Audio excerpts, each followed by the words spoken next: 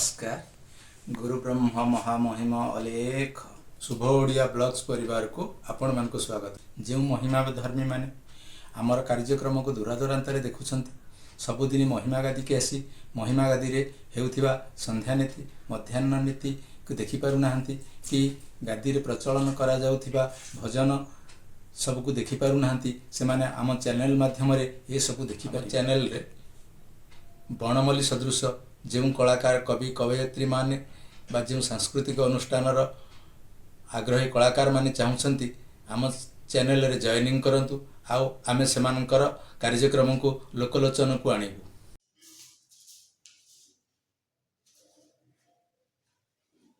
सद्ब्रह्म महिमाले महाब्रह्म महामहिमाले अनेक महिमा विश्व रक्षा हो विश्व शांति प्रतिष्ठा हो ब्रह्म जगत रक्षा करतु समस्त देश देह जागृत हो सत्य रक्षा कर महाब्रह्म महिमाले अनेक महिमा अनेक महिमा अनेक महिमा। ए जीव अनेक जोनि संस्कार परे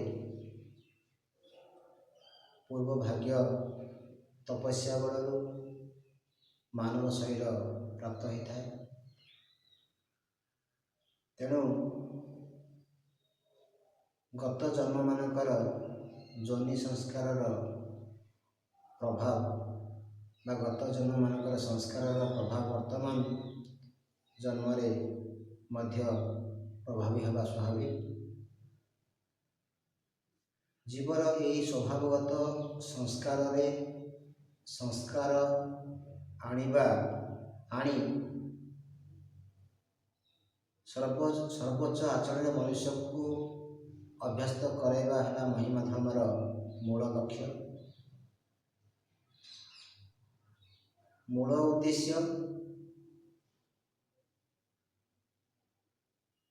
आज आदि वैदिक संस्कृतिर पुनरुद्धार मूल उद्देश्य आदि वैदिक संस्कृतिर पुनरुद्धार एवं आदि सनातन धर्म धारार संस्थापन ये हूँ महिमा धर्मर मूल लक्ष्य मूल उद्देश्य। यही मर्म आज आम महिमा धर्म संस्कार विधिर सप्तम नियम एवं अष्टम नियम पर आलोकपात करिबा। महिमा धर्मर सप्तम बा 7 नंबर नियमटी होची मनुस्मृति कहे सुतके एकविंशति च मृतके द्वादश रात्रौ अस्पृश्य सप्त दिवस।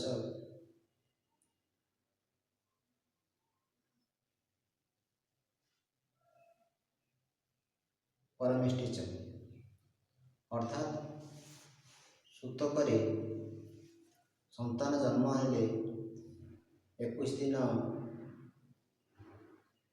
शौच पड़े एवं मृतक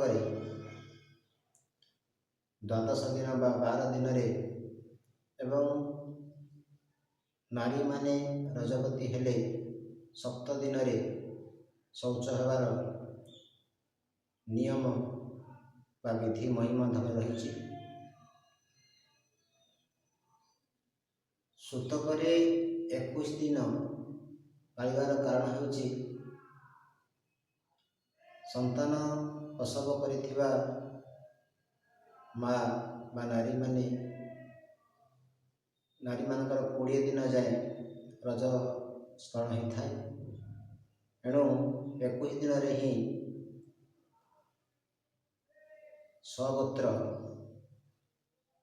उभय पति पत्नी परिवार एवं स्वगोत्र शौच हबार विधान महिमा रही। कि सेपरि मृतक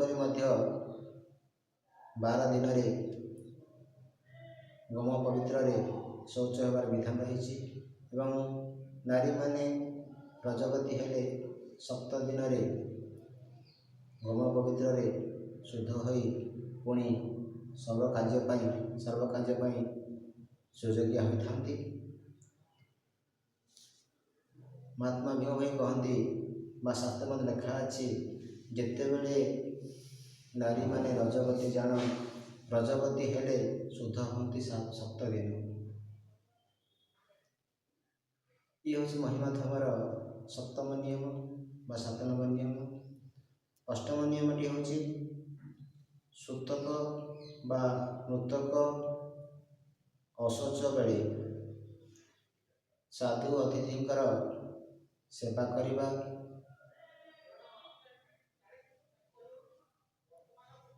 ଅନୁଚିତ ବା ଅବିଧେୟ।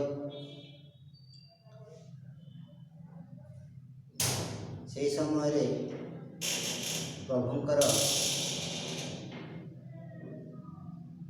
ଉଦୟ ଦର୍ଶନ ବେଳେ କେବଳ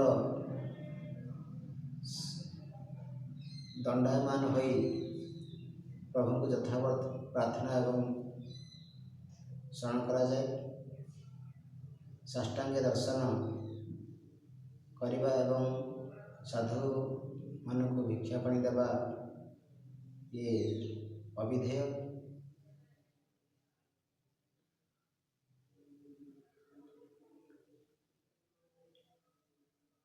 ଏ ଅଶୌଚ କାଳକୁ ବାଦ ଦେଲେ ବା ଅଶୌଚ ସମୟରେ ମଧ୍ୟ ଅଖଣ୍ଡ ବ୍ରତ ମହିମା ଧର୍ମ ଯେଉଁ ଦର୍ଶନ ନିୟମ ନୀତି ଧାରଣା ରହିଛି ତାକୁ ଅଖଣ୍ଡ ଭାବରେ ପାଳନ କରାଯାଇଥାଏ। ମାତ୍ର ଦଣ୍ଡାୟମାନ ବା ଉଭା ଶରଣ ହୋଇ ମହାପ୍ରଭୁଙ୍କୁ ପ୍ରାର୍ଥନା ଜଣାଣ କରାଯାଇଥାଏ ଉଦୟ ଅସ୍ତ ସମୟରେ। ତେଣୁ ଅଶୌଚ ହେଲେ ମଧ୍ୟ ମହିମା ଧର୍ମର ନିୟମ ମତେ ଆଶ୍ରିତ ଭକ୍ତମାନେ ବ୍ରହ୍ମ ଦର୍ଶନ ଶରଣ କରିବା ନିୟମ ରହିଛି, କିନ୍ତୁ ଟିକେ ଭିନ୍ନ, ଅର୍ଥାତ୍ ଦଣ୍ଡାୟମାନ ହୋଇ ପ୍ରଭୁଙ୍କୁ ପ୍ରାର୍ଥନା ଶରଣ କରାଯାଏ। ଇଏ ହେଉଛି ମହିମା ଧର୍ମର 8ମ ନିୟମ। ଆଗାମୀ ଅଧ୍ୟାୟରେ ଆମେ ମହିମା ଧର୍ମର ପରବର୍ତ୍ତୀ ନିୟମ ଉପରେ ଆଲୋକପାତ କରିବା। ଗୁରୁ ବ୍ରହ୍ମ ମହିମା ପରମ ମହିମା ଲେଖ। ଯେଉଁମାନେ ଆମ ଚ୍ୟାନେଲକୁ ଦେଖୁଛନ୍ତି ସେମାନେ ଆମ ଚ୍ୟାନେଲରେ ଜଏନିଂ କରନ୍ତୁ, ଆଉ ସୁପର ଥ୍ୟାଙ୍କ୍ସ ଦେଇ ଆମକୁ ଉତ୍ସାହିତ କରନ୍ତୁ। ଆମ ଚ୍ୟାନେଲକୁ ଲାଇକ୍ ସବସ୍କ୍ରାଇବ୍ କରନ୍ତୁ, ଆଉ କମେଣ୍ଟ ମାଧ୍ୟମରେ ଜଣାନ୍ତୁ ଆପଣ କେଉଁ ଅଞ୍ଚଳରୁ ଦେଖୁଛନ୍ତି। ଗୁରୁ ବ୍ରହ୍ମ ମହାମହିମ ଲେଖ।